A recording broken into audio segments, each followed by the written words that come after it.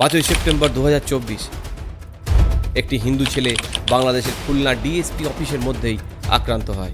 বল police বাঁচাতে পারবে না, আমরা যদি না সারি তোমার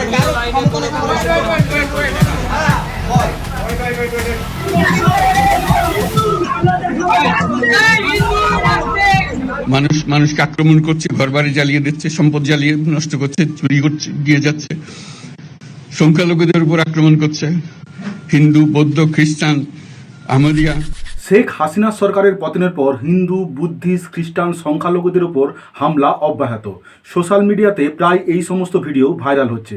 বাংলাদেশ বা পাকিস্তানের মতো দেশে যখনই রাজনৈতিক অস্থিরতা সৃষ্টি হয় তখনই সংখ্যালঘুদের উপর সবচেয়ে বেশি অত্যাচার হয়। ইতিহাস সে কথাই বলে। 1947 সালে দেখুন, 1971 সালে দেখুন, পাকিস্তানপন্থী মিলিশিয়া প্রায় 30 লাখ বাঙালিকে হত্যা করে, 4 লাখ বাঙালি মহিলাকে ধর্ষণ করে, 30 মিলিয়ন বাঙালি ঘর ছাড়া হয়, 30 মিলিয়ন অর্থাৎ 3 কোটি। এদের মধ্যে 80 থেকে 90% কেবলমাত্র হিন্দুই। আপনি বলতেই পারেন 1947-এর বিভাজন, 1971-এর বাংলাদেশের মুক্তিযুদ্ধ খুব রেয়ার স্পেশাল ইভেন্ট। কিন্তু এই পরিসংখ্যানটা একটু দেখুন। মুক্তিযুদ্ধের আগে প্রতিদিন 705 জন বাংলাদেশি দেশ ছাড়া হয়েছে। যুদ্ধের পর এই মাইগ্রেশন বন্ধ হয়নি। 1991 সালের পর এই সংখ্যাটা আরও বৃদ্ধি পেয়েছে। ঢাকা ইউনিভার্সিটির প্রফেসর ডক্টর আবুল বরকত বলেন আগামী 30 বছরের মধ্যে বাংলাদেশে কোনো হিন্দু থাকবে না। এখন কথা হলো এর কারণ কি, সমাধানই বাকি। আপনারা যে কারণ বা সমাধানের কথা ভাবছেন তা কিন্তু না। আমি আপনাদের এমন 3টি দেশের গল্প বলবো যা আপনাদের ধারণাকে সম্পূর্ণ পাল্টে দেবে। প্রথম দুটো দেশের গল্প সমান্তরালভাবে বর্ণনা করব, আর শেষের দেশের গল্পে থাকবে সমাধান। তাই পুরো ভিডিওটি অবশ্যই দেখুন, শেষে আপনার জন্য সারপ্রাইজ থাকছে।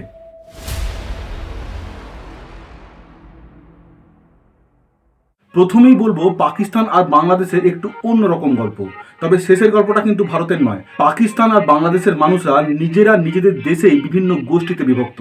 হিন্দু, মুসলিম, বুদ্ধিস্ট, খ্রিস্টানরা তো আছেই, তার সাথে আছে বিভিন্ন জনজাতি যেমন চাকমা, গারো, সাঁওতাল গোষ্ঠী। এদের মধ্যে 91%ই মুসলিম। অন্যদিকে পাকিস্তানেও এই বিভেদ দেখতে পাবেন। শিয়া, সুন্নি, আহমেদা, হিন্দু, খ্রিস্টান, যাদের মধ্যে 85%ই সুন্নি মুসলিম। আমাদের গল্পের সূত্রপাত এখান থেকে। 70-এর দশকের পর এই দুই দেশ সমান ও সমান্তরালভাবে একই ভুল করে গেছে। ভুলটা কি? সস্তার রাজনীতি। মন দিয়ে শুনুন। মেজরিটি গ্রুপকে তোষণ করার জন্য মাইনরিটি গ্রুপকে বলির পাঁঠা বানানো, বিভিন্ন আইন নিয়ে এনে মাইনরিটি গ্রুপের শিক্ষা, সংস্কৃতি পদে পদে বাধা সৃষ্টি করা, অর্থনৈতিকভাবে দুর্বল করা। 1972 সালে বাংলাদেশের সিটিজেনশিপ অ্যাক্ট বাংলাদেশের সংখ্যালঘু নাগরিকত্ব দেওয়ার ক্ষেত্রে বিভিন্ন বাধা সৃষ্টি করে। 1974-এ ভেস্টেড প্রপার্টি অ্যাক্ট পাস হয়, যার দ্বারা মূলত হিন্দু মাইগ্রেন্টদের সম্পত্তি দখল নেওয়া হয়। 1988-র পর মাইনরিটি কমিটি তাদের আচার অনুষ্ঠান করার জন্য সরকারি অনুমতি ও রেজিস্ট্রেশন অনিবার্য হয়। এর ফলে সংখ্যালঘুদের ধর্মীয় অনুষ্ঠানে বিভিন্ন বাধা আসতে শুরু করে। 1977 সালে জিয়াউর রহমান ক্ষমতায় এসেই বিভিন্ন ইসলামিক আইন নিয়ে আসে। ইসলামিক গ্রুপকে উৎসাহ দেওয়া হয়, যার জন্য খুব শীঘ্রই তার খ্যাতি বাড়তে থাকে। পরবর্তীকালে এরশাদ আর্টিকেল 2A নিয়ে আসে, বাংলাদেশকে ইসলামিক রাষ্ট্র ঘোষণা করা হয়। ইসলামের অবমাননার জন্য বিভিন্ন কঠোর শাস্তি প্রয়োগ করা শুরু হয়। এগুলোই ব্লাসফেমি ল নামে পরিচিত। এই সমস্ত আইনের দ্বারা সাধারণত হিন্দু বা সেকুলার মুসলিমরা শাস্তি পেতে শুরু করে। সাধারণত এই আইন অনুযায়ী ধরেই নেওয়া হয় আপনি ততক্ষণ দোষী যতক্ষণ না আপনি নিজেকে নির্দোষ প্রমাণ করতে পারছেন। কাউকে দোষী সাব্যস্ত করা খুব সোজা, নির্দোষ প্রমাণ করা অত্যন্ত কঠিন। সাক্ষী জোগাড় করা আরও কঠিন। বিচারক পক্ষপাতদুষ্ট, আপনার হয়ে কোনো উকিল পাবেন না, কারণ তার জীবনের ঝুঁকি থাকছে। বছরের পর বছর কেস চলবে আর আপনি জেলে থাকবেন। এরপরও যদি ছাড়া পেয়ে যান তাহলে বিভিন্ন র্যাডিক্যাল অর্গানাইজেশন আপনাকে হত্যা করতে পারে। বাংলাদেশের সেকুলার ব্লগার নিলয় নীলকে 2015-তে হত্যা করা হয়। 2015-তে অভিজিৎ রায়কে, ওই বছরে ফয়জাল আরফিনকে, বিজয় দাস, সাইফুল ইসলাম, রাজীব হায়দার, এরকম বহু নাম রয়েছে। বহু মানুষ গ্রেপ্তার হয়েছেন, বহু মানুষ দেশ ছেড়েছেন। বিখ্যাত লেখিকা তসলিমা নাসরিন 1994 সাল থেকে দেশের বাইরে। তার বই বাংলাদেশে নিষিদ্ধ। র্যাডিক্যাল ইসলামিক সংগঠন তাকে হত্যা করতে চায়। অর্থাৎ বুঝতেই পারছেন বাংলাদেশের সেকুলার বিচারধারা হিন্দু জনগোষ্ঠী বা অন্যান্য সংখ্যালঘু জনগোষ্ঠী কতটা কণ্ঠাসা এবং র্যাডিক্যাল ইসলামিক আইডিওলজি কতটা শক্তিশালী। আর এই শক্ত জমি একদিনে সৃষ্টি হয়নি, সেই 70-এর দশক থেকে শুরু হয়েছে ধীরে ধীরে। কিছু কিছু আইন তো স্বাধীনতার আগে থেকেই ছিল। আপনি যদি ইতিহাসে ফিরে যান দেখতে পাবেন ওই সময় সংখ্যালঘু সম্প্রদায়ের অর্থসামাজিক পরিস্থিতি যা ছিল আজ তার বিন্দু বিসর্গ নেই। সামাজিকভাবে কোণঠাসা, সংস্কৃতিভাবে কোণঠাসা, অর্থনৈতিকভাবে কোণঠাসা। বিভিন্ন ইসলামিক আইনের মাধ্যমে কঠোর শাস্তি, পূজা পার্বণ সম্পূর্ণ সরকারের কন্ট্রোলে, ভেস্টেডের মাধ্যমে সম্পত্তি দখল, তার সাথে আছে ফোর্স কনভার্সেশন, র্যাডিক্যাল গোষ্ঠীর হামলা এবং খুব কম আইনের শাসন। আজকের দিনে বাংলাদেশের হিন্দুদের পার ক্যাপিটা ইনকাম মুসলিমদের তুলনায় অনেক কম, দারিদ্রতা অনেক বেশি, শিক্ষা অনেক কম। আর পাকিস্তান তো এর চেয়ে এক কাঠি উপরে। জেনারেল জিয়া 1979 সালে হুডুড অর্ডিন্যান্স নিয়ে আসে। মধ্যযুগীয় ইসলামিক শাস্তি বাস্তবায়নের জন্য এই আইন আনা হয়। কীরকম শাস্তি? প্রকাশ্যে চাবুক মারা, পাথর ছুঁড়ে মৃত্যুদণ্ড দেওয়া, হাত পা কেটে নেওয়ার মতো শাস্তিও। ভাবুন একবার। এর জন্য শরীয়ত আদালত স্থাপন করা হয়।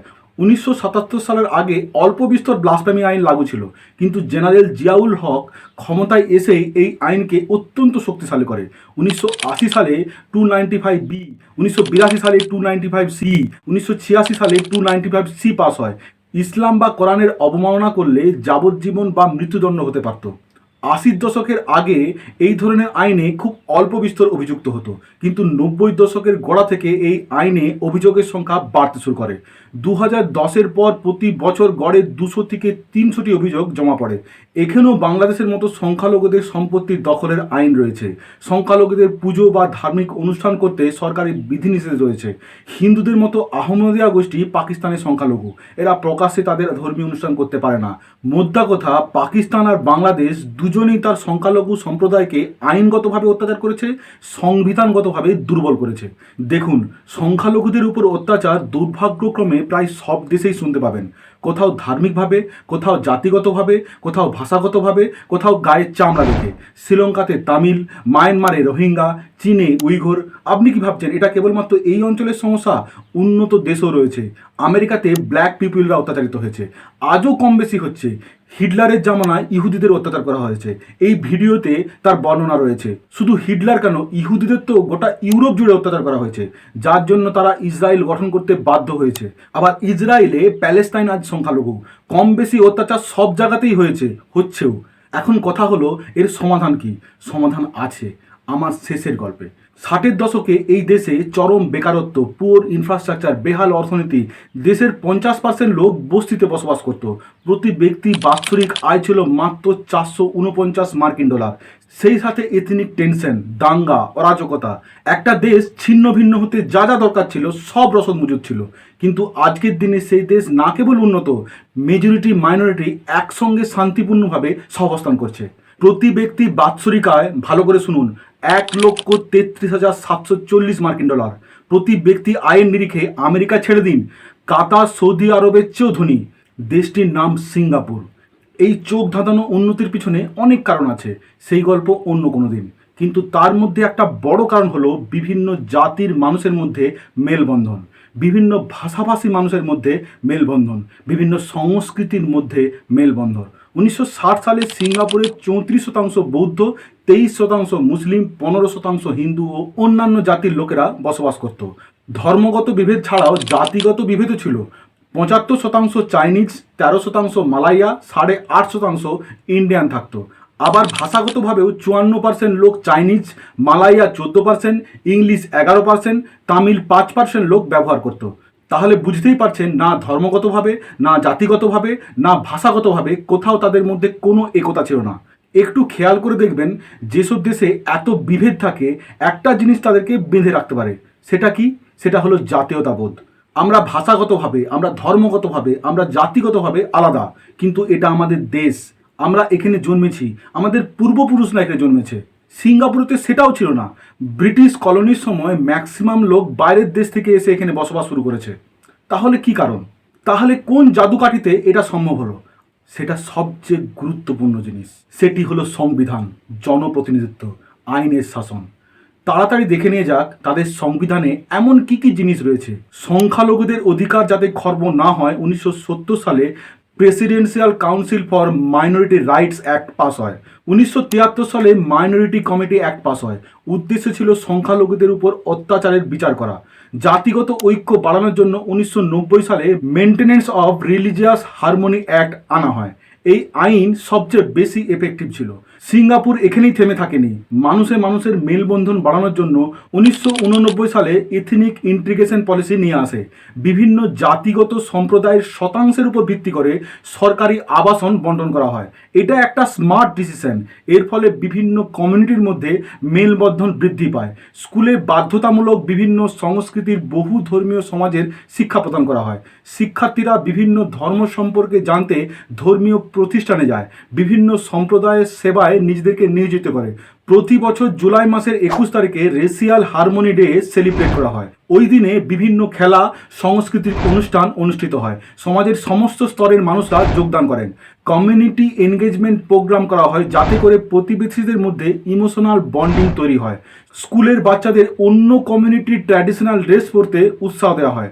সহজ ভাষায় মানুষের যত মেলবন্ধন বাড়বে তত একে অপরের সংস্কৃতি, আচার আচরণ জানতে পারবে। মানুষে ইমোশনাল রেসপেক্ট, ভালোবাসা তৈরি হবে। আপনি দেখবেন স্কুলের কোনো অজানা ক্লাসমেট, মানে যার সঙ্গে পড়েছেন কিন্তু কোনোভাবে সেরকমভাবে আলাপ হয়নি, তার দুঃসংবাদে যতটা না আপনি ব্যথিত হবেন তার চেয়ে অনেক বেশি ব্যথিত হবেন যদি সে কোনো পরিচিত বন্ধু হয়, তা সে যে কোনো জাতিরই হোক না কেন। তাহলে আমার এই 3টে গল্পের মোরাল কি? মোরাল হলো সংবিধান নির্মাতা, আইনের শাসন। শুরুতেই যে দেশ সঠিক সংবিধান পেয়েছে সেই দেশের জনতার কল্যাণ হয়েছে। কিন্তু যে দেশ পায়নি, না কেবল তাদের সংখ্যালঘু সম্প্রদায় ক্ষতিগ্রস্ত হয়েছে, গোটা দেশ ক্ষতিগ্রস্ত হয়েছে। যে দেশ যত র্যাডিক্যাল হয়েছে তার তত বেশি ক্ষতি হয়েছে। ক্রমিকভাবে দেখুন, বাংলাদেশ, পাকিস্তান, আফগানিস্তান, এরা সবাই। আপনারা হয়তো ভাবছেন সব দেশের কথাই তো বললাম, কেবলমাত্র ভারতবর্ষকে ছেড়ে। ভারতে কি কোনো সমস্যা নেই? আগামী দিনে সেইগুলো নিয়ে একটি সেপারেট ভিডিও বানাতে চলেছি। এই ধরনের ভিডিও দেখার জন্য অবশ্যই আমার চ্যানেলটি সাবস্ক্রাইব করবেন। আর এই ভিডিওটি ভালো লাগলে লাইক করবেন এবং বন্ধুদের মধ্যে শেয়ার করবেন। ধন্যবাদ।